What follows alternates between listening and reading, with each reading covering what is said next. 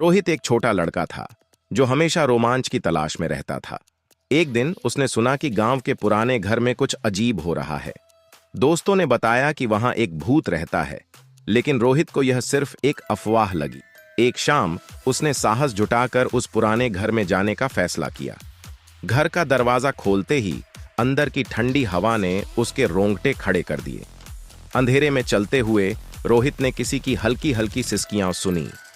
उसने समझा कि शायद यह उसकी कल्पना है, लेकिन जैसे ही उसने कमरे के कोने में देखा, उसका दिल जोर से धड़कने लगा। कोने में एक सफेद साया खड़ा था। उसकी आंखें चमक रही थीं और वह धीरे धीरे रोहित की ओर बढ़ने लगा। रोहित ने डर के मारे चिल्लाने की कोशिश की, लेकिन उसकी आवाज नहीं निकल पाई। वह तेजी से दरवाजे की ओर भागने लगा, लेकिन उसके पैर जैसे जकड़ गए थे। भूत उसके पास आता जा रहा था और रोहित के शरीर से पसीना बहने लगा। रोहित ने अपनी पूरी ताकत लगाकर दरवाजे को खोलने की कोशिश की, लेकिन दरवाजा अटक गया था। वह जानता था कि उसे यहां से बाहर निकलना होगा, वरना कुछ बुरा हो सकता है। उसने खिड़की की तरफ देखा, लेकिन वह भी बंद थी। हर तरफ अंधेरा और सन्नाटा था। भूत अब बिल्कुल उसके सामने था। उसकी ठंडी सांसें रोहित के चेहरे पर महसूस हो रही थीं।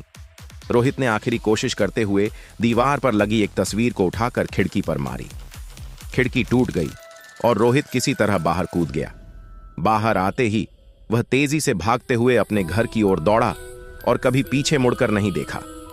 उस दिन के बाद रोहित ने कभी उस पुराने घर की तरफ नहीं देखा और न ही किसी को उस घर के पास जाने दिया।